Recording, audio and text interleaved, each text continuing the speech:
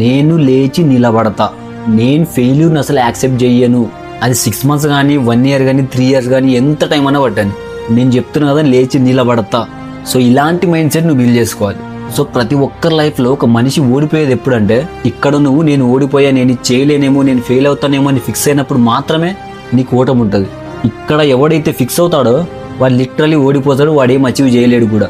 But ఒక మనిషి ఎన్నిసార్లు ఓడిపోయినా ఎన్నిసార్లు ఫెయిల్ అయినా కూడా ఇక్కడ అనుకుంటాడు, చూసావా ఒకరోజు నేను డెఫినెట్లీ నిలబడతా, ఒకరోజు డెఫినెట్లీ నేను కొడతా అని ఎవడైతే ఫీల్ అవుతాడో వాడికి అసలు ఫెయిల్యూర్ అనేది ఉండదు. సో మీ అందరికి న్యాచురల్ స్టార్ నాని తెలిసే ఉంటాడు కదా.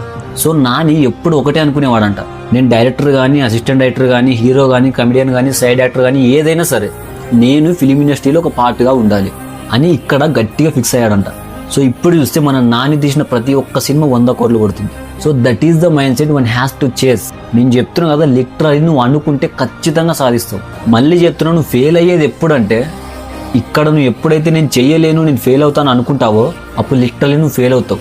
నువ్వు ఎన్నిసార్లు ఫెయిల్ అయినా నీ మైండ్లో అనుకోవాలి, నేను ఇంకా ఫెయిల్ అవ్వలేదు, నాది ఇంకా బాకీ ఉంది, నేను కొట్టే తీరతా.